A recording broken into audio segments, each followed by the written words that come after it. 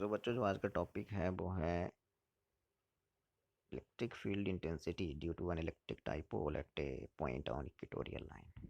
Important question है board के लिए। So this is your dipole, this one is your dipole minus q plus q. Okay, then equatorial line which passes through its center and perpendicular to its length. So this is present at minus q, this is present minus q is present at a, and plus q is present at point b. Okay, and center of the dipole is o. Okay, this is observation point. Now this is equatorial line, point is here.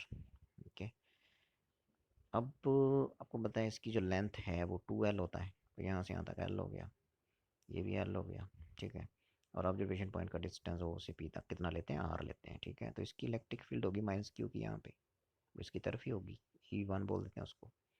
और इस plus Q की होगी वो point P पे जो होगी इसी line पे, सीधी लाइन आगे को, ये हो गई, दिस इज E2।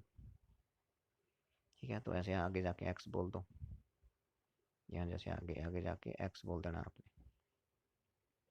ठीक है, सो ये आपकी E2 ये आ गई। ये बोल रहा हूँ मैं कि यहाँ एक्स बोल दो ऐसे आगे जाके, क्योंकि बाद में डायरेक्शन लिखनी है तो पी से एक्स की तरफ। तो ये आ गई आपकी E2 और ये आ गई E1, ये दोनों वेक्टर बराबर होने चाहिए।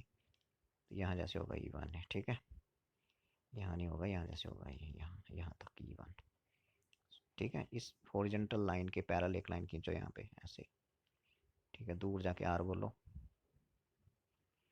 तो यदि एंगल थीटा है तो ये आपको पता है फिर ये भी कितना होगा, थीटा होगा, और ये एंगल भी थीटा होगा। ठीक है, E1 का इस लाइन पे कंपोनेंट क्या होगा, E1 कॉस थीटा, और यहाँ भी क्या होगा, इसका क्या होगा थीटा वाली लाइन पे, इसका E2 कॉस थीटा यहाँ पे ये।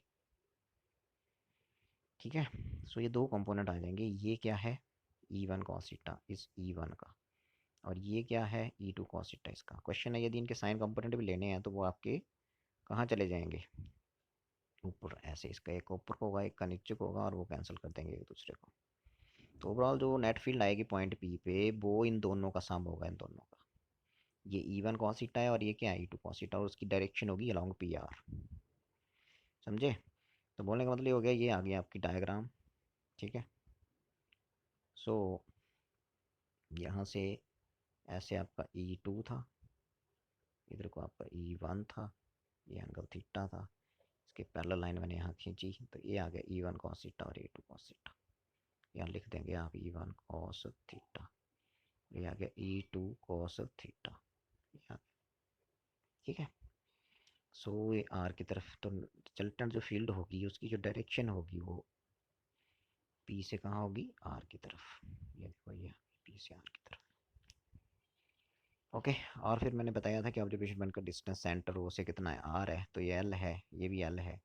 तो ये डिस्टेंस कितना बनेगा, माइनस क्यू था यहाँ, यहाँ क्या था प्लस क्यू, तो माइनस क्यू का डिस्टेंस कितना बनेगा, ये आर है, ये एल है। तो पाइथागोरस थ्योरम लगाएंगे तो बन जाएगा R square plus L square, और उसका क्या हो जाएगा भी अंडर रूट, सेम यहाँ बन जाएगा R square plus L square, और क्या बन जाएगा अंडर रूट। क्योंकि जब इस चार्ज की मैं फील्ड पता करनी है मेरे को पी पे, तो डिस्टेंस पता होना चाहिए, तो डिस्टेंस का मैं स्क्वायर करूंगा तो अंडर रूट कैंसिल हो जाएगा। सिमिलरली इधर भी वैसे ही होगा, मैग्नीट्यूड इन दोनों फील्डों का बराबर होगा, E2 और E1 का मैग्नीट्यूड क्या होगा, बराबर होगा। ओके, सो उसके बाद फिर जो रिजल्टेंट नेट फील्ड आई वो आई, कॉस कंपोनेंट्स एक डायरेक्शन में थे, तो E1 cos theta plus E2 cos theta, ये आ गई। तो फिर E आ गया यहाँ से, because E1 is equal to E2 आ गया, तो यहाँ पे मैं E1 लिखूंगा तो ये आ गया 2E1 कॉस थीटा। ठीक है जी, अब इसकी वैल्यू भरेंगे और इसकी वैल्यू करेंगे। ठीक है, अब इस E1 की वैल्यू क्या होगी, E1 is equal to E2 ही है, और वैल्यू है कांस्टेंट के, जिसको बोलते हैं 1/4 pi epsilon naught Q upon distance को स्क्वायर हो, डिस्टेंस में बता रहा था आपको, ये ऐसे, इसका अंडर रूट है फिर उसका स्क्वायर ऐसे करके, अंडर रूट है फिर होल क्या है स्क्वायर है, तो ये स्क्वायर जो है अंडर रूट से कट जाएगा ये वाला। तो E1 E2 सेम है, इसकी वैल्यू यहाँ भरिए, कॉस थीटा की ट्रायंगल से भरिए and you will get your answer. Okay, सो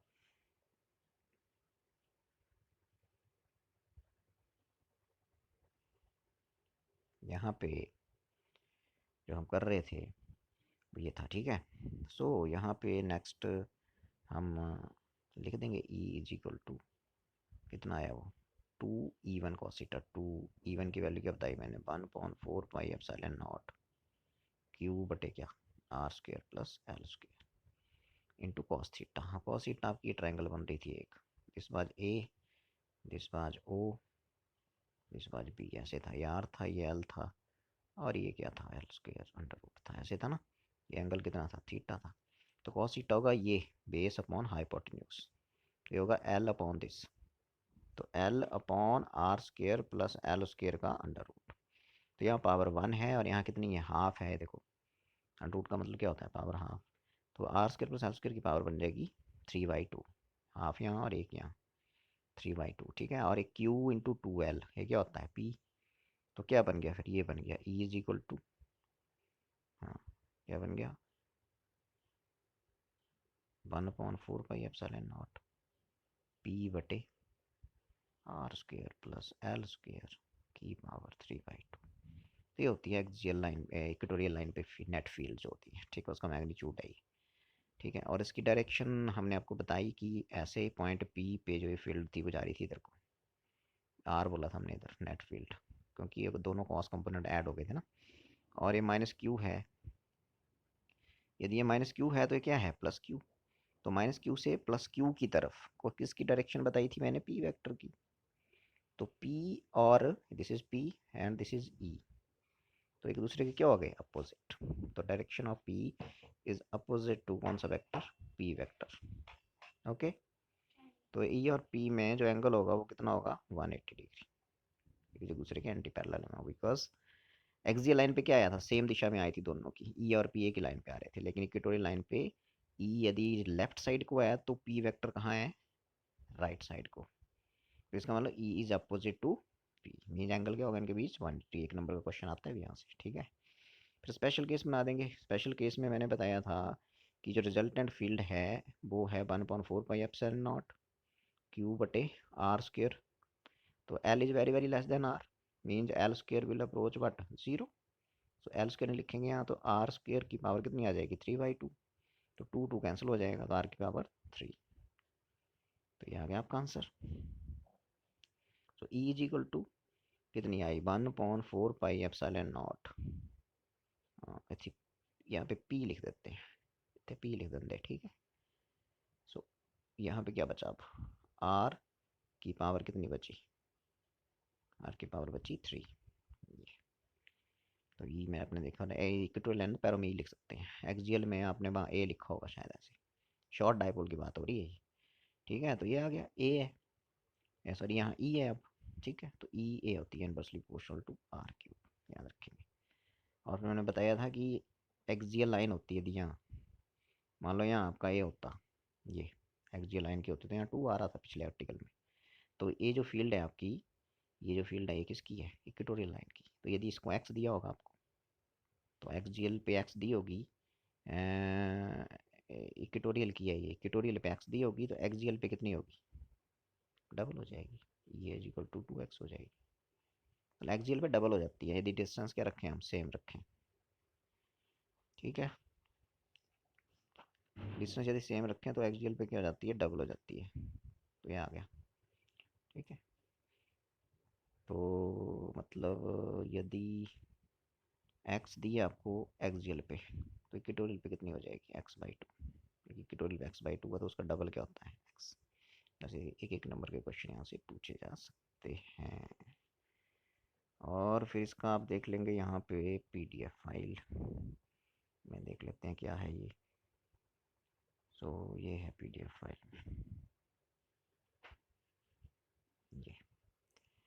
तो यहाँ आप देखें तो ये है आपका जो अभी मैंने करवाया आपको, ये देखिए, ये कंपोनेंट ऐड हो जाएंगे, साइंस इधर होंगे, दे विल गेट कैंसिल, ठीक है। और फिर ये देखो, ये इसमें आपका जो E1 है और E2 है क्या आएंगे, सेम आएंगे।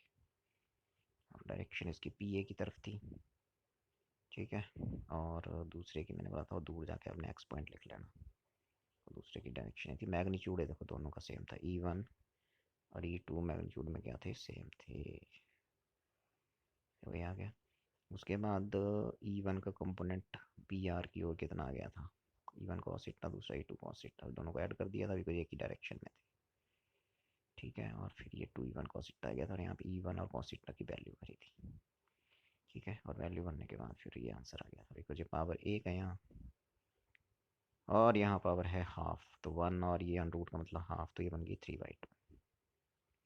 ठीक है, तो शॉर्ट डाइपोल के लिए फिर L is very very less than R and you will get L square will approach 0 and मैंने बताया कि आर स्क्वायर से ये 2 कैंसिल हो जाएगा तो आर क्यूब भी बचेगा ही। ठीक है, तो ये आ गया। फिर मैंने अभी एक्स और 2x की बात की, वो भी यहाँ लिखी हुई है। ठीक है, और ये जो डायग्राम है ये गलत है, अगला जो आर्टिकल कर रहा हूँ मैं टॉर्क निकाल रहा हूँ आप पे, टॉर्क निकाल रहा हूँ डाइपोल पे जो यूनिफॉर्म इलेक्ट्रिक फील्ड में रखा हुआ है। ठीक है, सो टॉर्क, तो टॉर्क के लिए आपको यूनिफॉर्म इलेक्ट्रिक फील्ड का पता होना चाहिए। पहले यूनिफॉर्म इलेक्ट्रिक फील्ड ऐसे रिप्रेजेंट की जाती है, पैरेलल स्ट्रेट लाइन, ये लाइन चलती कहाँ से, इलेक्ट्रिक लाइन पॉजिटिव चार्ज से और they end at negative charge. Property पढ़ी है आपने इनकी। यहाँ पर आपने एक डाइपोल रख देना है, ये रख दिया देखो ये, तो माइनस क्यू आ गया इसका, ये पॉइंट ए बोल देते हैं और ये आपका पॉइंट बी है और इस पर रख दिया माइनस प्लस क्यू। ठीक है, तो माइनस क्यू किस तरफ जाएगा, इधर जाएगा, डायरेक्ट होगा इस तरफ। ठीक है, तो कितने फोर्स से होगा, ये माइनस क्यू ई। ठीक है जी, और ये पॉजिटिव है तो नेगेटिव की तरफ डायरेक्ट होगा तो इधर जाएगा, कितने फोर्स से जाएगा, प्लस क्यू ई। यहाँ, तो इन फोर्सेस के जो मैग्नीट्यूड हैं वो सेम है, देखो क्यू ई और इसका भी क्या है क्यू ई, लेकिन ये ऐसे लग रहे हैं इस डाइपोल पे कि मान लो ये कोई रॉड है, इसको कोई यहाँ खींचे इधर को और एक को इधर को खींचे, तो ये रॉड घूम जाएगी क्लॉकवाइज डायरेक्शन में, मीन जिसके ऊपर क्या लगेगा, टॉर्क। ठीक है, तो टॉर्क निकालने के लिए फिर इन दोनों फोर्सेज के बीच आपको ये और ये के बीच परपेंडिकुलर डिस्टेंस पता करना पड़ेगा। दिस इज परपेंडिकुलर डिस्टेंस, ये यहाँ पॉइंट को सी बोल देंगे, एंगल थीटा मान लेंगे, और डायपोल की लेंथ है इधर को 2l और इधर को पी वेक्टर भी है। ठीक है जी, तो फिर आप यहाँ से टॉर्क निकाल देंगे, टॉर्क हो जाएगा product of magnitude of either force and perpendicular distance that is B C, तो इस पॉइंट मैंने सी बोला। तो ये डायग्राम अच्छे से देखेंगे अब इधर, तो ये आ गया आपका एक यूनिफॉर्म इलेक्ट्रिक फील्ड ई लिखेंगे ऐसे। सो दिस इज योर डाइपोल, ये इसको इधर लगा झटका, माइनस क्यू था ये, और ये प्रेजेंट था कौन से पॉइंट पे, ए पे, ए पॉइंट जरूर लिखे यहाँ पे, और ये प्लस क्यू था कौन से पॉइंट पे था, बी पे, इसको झटका लगा इधर। ठीक है, यहाँ से आप परपेंडिकुलर खींचेंगे ऐसे और इसको आगे बढ़ाएंगे तो ये पॉइंट जहाँ मिलेंगे वहाँ सी, ये 90 डिग्री का एंगल हो जाएगा और एंगल थीटा है। ठीक है, ये पी लिख देंगे इधर को, पी की डायरेक्शन नेगेटिव क्यू से पॉजिटिव क्यू की तरफ होती है। ठीक है, तो ये बन गई ट्राइंगल ए बी सी।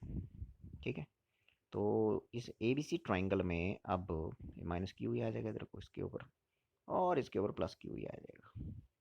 तो ए बी सी ट्राइंगल में जो परपेंडिकुलर डिस्टेंस बना वो बना बी सी, तो B C upon A B क्या हो जाएगा, साइन थीटा, और ए बी आपका कितना लेंथ है इसका, ए बी का 2l, ए बी की जगह 2l लिख देंगे। ओके, सो ये बन गया आपका इस ट्राइंगल से, इन ट्राइंगल कौन सी बनी है, A B C. So in triangle A B C जो साइन थीटा हो जाएगा वो कितना हो जाएगा, हाँ ए बी अपॉन, यहाँ साइन थीटा जाएगा B C upon A B, B C upon A B is 2l, तो बी सी यहाँ से निकाल दो, तो बी सी हो गया A B sine theta 2l sine theta, ये आ गया। इसको इक्वेशन नंबर कुछ भी, जो भी नंबर 2 बोल देंगे। ठीक है, यदि नंबर 1 ये थी आपकी, तो टॉर्क कितना होता है बोलो, magnitude of force multiplied by perpendicular distance कितनी गई, बी सी, बी सी। तो अब इस बी सी की वैल्यू को, इसको 1 बोलते होंगे, इस बी सी की वैल्यू को आपने यहाँ पुट कर देना है, यहाँ 1 में। ठीक है, तो पुट करने के बाद फिर टॉर्क आ जाएगा, टॉ इज इक्वल टू, हाँ q E B C 2l sine theta, तो दिस इज, अब ये क्यू इंटू 2l क्या होता है, क्यू इंटू 2l होता है पी, तो बन गया पी ई साइन थीटा। ठीक है, तो ये फॉर्मूला नहीं भूलना है, इतना टॉर्क लगता है डाइपोल पे जब उसको यूनिफॉर्म इलेक्ट्रिक फील्ड में रखते हैं। ठीक है, theta is the angle between P vector and क्या, ई वेक्टर, तो वेक्टर फॉर्म में कैसे लिखेंगे इसको, cross product P cross E. Okay, so direction of tau vector will be perpendicular to the plane of vectors p vector and e vector. You know this cross product. Okay, so ये आपका formula magnitude में torque कितना होता है, इस पर special case बनाएंगे। सो पहले आप थीटा को 90 भर लेंगे एंड यू विल फाइंड कि जब 90 भरूंगा तो मैक्सिमम टॉर्क आएगा, बिकॉज साइन 90 1 होता है, तो टॉर्क मैक्सिमम आ जाएगा पी ई, साइन 90 1 हो गया। फिर 0 और 180 बनेंगे तो टॉर्क 0 आएगा, 0 और 180 पे 0 आएगा, बिकॉज साइन यदि 0 करेंगे साइन 0 और साइन 180 0 ही होता है, तो no torque will act on the dipole जब थीटा 0 है। ठीक है, 90 पे मैक्सिमम टॉर्क लगता है भाई। 90 का मतलब है कि आपने डाइपोल को कैसे रखा है, ऐसे इलेक्ट्रिक फील्ड थी तो आपने उसको परपेंडिकुलर रख दिया ऐसे, ए माइनस क्यू और ये प्लस क्यू। ठीक है, तो ये पी वेक्टर माइनस क्यू से प्लस क्यू की तरफ होता है, तो पी वेक्टर ये हो गया ये ऊपर को, और इलेक्ट्रिक फील्ड इधर को है, तो कितना एंगल बना पी वेक्टर और ई वेक्टर में, 90 डिग्री। तो यदि इस पोजीशन में डाइपोल होगा इलेक्ट्रिक फील्ड के अंदर, तो this dipole will feel maximum torque, tau maximum, और वो 90 डिग्री पे है तो कितना आएगा वो, पी इंटू ई, साइन 91 हो जाएगा, तो ये बोल रहा था मैं। ठीक है, सो उसके बाद फिर इसका पीडीएफ देख लेते हैं। सो ये है इसका पीडीएफ, ये देखो इसका डायग्राम मैंने आपको ये बना दिया, टॉर्क ऑन इलेक्ट्रिक डाइपोल, ये तो दिस इज योर डायग्राम, ये वाला बनाएंगे आप। ठीक है, तो ये वाला यदि आप बनाएंगे तो ये आ जाएगा, ये यहाँ पे 2L डाइपोल लेंथ हो गई, P is equal to q into 2L, angle between P and E। ठीक है, और ये फोर्स ऑन माइनस क्यू जो है वो आ जाएगा माइनस क्यू ई, और इस पे आ जाएगा प्लस क्यू ई। ठीक है, तो इस तरफ लगा फोर्स माइनस क्यू बताया था मैंने, और यहाँ जो रखा था यहाँ प्लस क्यू लिख देंगे, प्लस क्यू नहीं लिखना भूल गए हैं, क्यू लिखते हैं प्लस क्यू, इसके ऊपर लगेगा राइट साइड को। ठीक है, सो नेट फोर्स कितना लगेगा, नेट फोर्स पूछेंगे, एक नंबर का क्वेश्चन आता है ये, क्योंकि इधर को माइनस क्यू ई है और इधर को क्या है प्लस क्यू ई, तो नेट कितना लगा 0। ठीक है, सो ये फोर्सेज ऐसे लगे, मैंने बताया था कि ये डायपोल को रोटेट कर दिया, लिखा देखो, rotate the dipole and torque will act on the dipole. ठीक है, सो टॉर्क कितना लगेगा, magnitude of either force multiplied by perpendicular distance. ठीक है, परपेंडिकुलर डिस्टेंस फिर आपने उस ट्राइंगल से निकाल दी, ए बी सी से, and A B C equal to A B sine theta, और ए बी इज 2L, सो ये बी सी, फिर इसकी वैल्यू ऊपर भरी तो आ गया 2L साइन थीटा, और क्यू इंटू 2L को क्या बोलते हैं पी, तो पी साइन थीटा। फिर मैंने स्पेशल केस बताया आपको, मैक्सिमम टॉर्क कब लगता है 90 डिग्री पे, देखो तो याद रखेंगे। ठीक है, उसके बाद है कि पोटेंशियल एनर्जी कितनी स्टोर होती है इस डाइपोल में, अब इसको यूनिफॉर्म इलेक्ट्रिक फील्ड में रखते हैं। ठीक है, सो आपको टॉर्क तो लग गया पता, पोटेंशियल एनर्जी निकालेंगे तो टॉर्क कितना लगेगा, पोटेंशियल एनर्जी निकालने चले अब डाइपोल की, when it is placed in electric field, 3 number का क्वेश्चन है ये। तो टॉर्क लगता है पी ई साइन थीटा, ये। ठीक है, और ये जो टॉर्क लगा था इसको, ये लगा था क्लॉकवाइज डायरेक्शन में, रोटेट हो गया था ऐसे। ठीक है, तो यदि मेरे को इसको इधर को रोटेट करना है क्लॉक एंटी क्लॉकवाइज, क्योंकि इलेक्ट्रिक फील्ड ने तो इसको क्लॉकवाइज रोटेट किया, suppose now I want to rotate it in anti clockwise direction, then some work has to be done. ठीक है, तो वर्क कितना होता है फिर, वर्क होता है d W is equal to कितना टॉर्क लगा मल्टीप्लाइड बाई कितना एंगल रोटेट करना, मान लो स्मॉल एंगल रोटेट करना डी थीटा। ये वहीं से आया कि डब्ल्यू होता है फोर्स इंटू डिस्टेंस ना, फोर्स की जगह रोटेशनल मोशन में क्या होता है टॉर्क, और जो डिस्प्लेसमेंट होता है लीनियर मोशन में उसकी जगह एंगुलर डिस्प्लेसमेंट होता है, तो वही फॉर्मूला है वर्क का। ठीक है, तो small work done to rotate the dipole by small angle d theta, this much. Suppose करो आपको इसको थीटा 1 से थीटा 2 रोटेट करना है, सो टॉ डी थीटा आ गया थीटा 1 टू थीटा 2 लिमिट।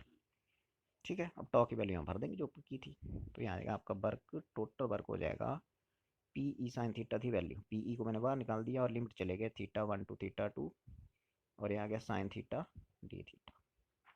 ठीक है, अब साइन थीटा की इंटीग्रेशन क्या होती है, माइनस कॉस थीटा, इस माइनस को अगले स्टेप में हम यहाँ लिख देंगे बाहर, W is equal to minus P E cos theta 2 minus, चलो उसको पहले अभी कॉस थीटा लिखते हैं और लिमिट चले जाएंगे लास्ट में, थीटा 1 टू थीटा 2, जो माइनस होता है यहाँ पे बाहर लिख दिया मैंने ये।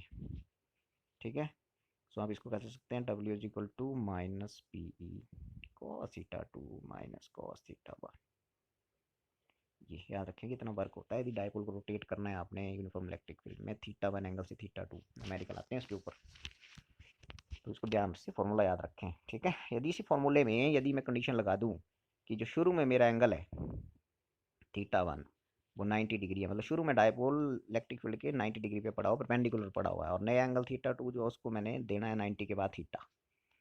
तो अंडर दिस कंडीशन ये W जो है इसको बोलते हैं फिर पोटेंशियल एनर्जी। तो कंडीशन लगा दीजिए और आपका जो आएगा W वो आ जाएगा माइनस पी ई कॉस θ2, मैंने बोला कॉस θ2 को थीटा कर दो और शुरू वाला एंगल थीटा मतलब उसको 90 कर दो, 90 डिग्री पे पड़ा है फील्ड में, तो यही W फिर U हो जाएगा एंड ये आ जाएगा आपका minus P E cos theta.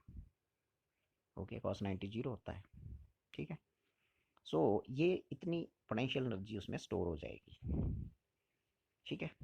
सो यदि मैं इसको ऐसे लिखना चाहूँ डॉट प्रोडक्ट के रूप में, तो आपको पता है कॉस थीटा जो होता है माइनस पी डॉट ई है ना, तो ऐसे लिख सकते हैं और विद माइनस साइन, ठीक है। इसके ऊपर स्पेशल केस बना देंगे। स्पेशल केस ये बन जाएंगे कि यदि आपका डाइपोल,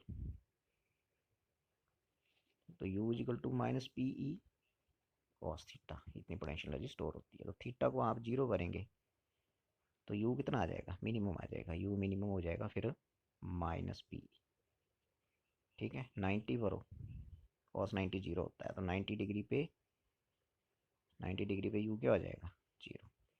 180 भरो, तो 180 पे 180 पे कितना हो जाएगा, वन कॉस 180 क्या होता है minus one, minus into minus क्या हो जाएगा प्लस, तो मैक्सिमम एनर्जी आएगी 180 पे, दैट इज यू मैक्सिमम कब होता है, मैक्सिमम एनर्जी कब स्टोर होती है इसमें, जब एंगल 180 डिग्री है, ठीक है। तो value will be P E plus P E, यानी यहाँ माइनस थी आपको मिनिमम, ठीक है। तो इसका अब PDF देख लेते हैं। ये आपका PDF आ गया इसका, तो मैं थोड़ा सा यहाँ से आपको बता देता हूँ जो मैंने पढ़ाया, डायग्राम सेम ही है। सो ड्राइव एक्सप्रेशन फॉर क्या पोटेंशियल एनर्जी, ये देखो, ठीक है। 3 नंबर का क्वेश्चन है भाई, याद रखेंगे इसको। सो डायग्राम सेम है, टॉर्क लिखेंगे पहले मैंने बताया, फिर इस टॉर्क ने डाइपोल को क्लॉकवाइज डायरेक्शन में रोटेट करा था। यहाँ लिख देंगे सारे पी क्या है, क्या पी है इलेक्ट्रिक डाइपोल मोमेंट है, ये यूनिफॉर्म इलेक्ट्रिक फील्ड की वैल्यू है हर जगह, ठीक है, मैग्नीट्यूड है उसका। और फिर यदि इस टॉर्क ने डाइपोल को रोटेट किया था कैसे, क्लॉकवाइज, ऐसे बताया था मैंने, क्लॉकवाइज डायरेक्शन में रोटेट किया था, उसके अगेंस्ट यदि मेरे को रोटेट करना है इसको, तो some work has to be done. तो कितना work, d W is equal to tau d theta, ये ठीक है। और फिर इसको इस एंगल θ1 से कहाँ ले जाना, एंगल θ2 पे, θ1 θ2 अभी है, एंगल θ1 और आगे वाला एंगल θ2 है, तो फिर लिमिट लोअर लिमिट हो जाएगा θ1, अपर लिमिट हो जाएगा θ2, ठीक है। फिर आपने यहाँ टॉ की वैल्यू पुट कर दी है, देखो टॉ की वैल्यू ऊपर से इक्वेशन 1 से यूज़ करके पुट कर दी, तो साइन की इंटीग्रेशन क्या होती है, माइनस कॉस होती है, ये लिख दी। फिर ये फॉर्मूला मैंने बोला याद रखना न्यूमेरिकल करने के लिए, और फिर मैंने कंडीशन लगा दी कि शुरू का एंगल 90 है और बाद वाला थीटा है, तो फिर जो W होगा उसको बोलेंगे फिर आप U, तो यहाँ पे, और फिर इसके स्पेशल केस भी मैंने बना दिए हैं PDF में, वो आपने नोट कर लेंगे, यहाँ नहीं है आपने बना देने हैं, ठीक है। थीटा जीरो बनेंगे, फिर 90 भरेंगे, फिर 180 भरेंगे और यहाँ स्पेशल केस आ जाएंगे। ओके, सो आज के लिए इतना ही, और ओके देन, थैंक यू।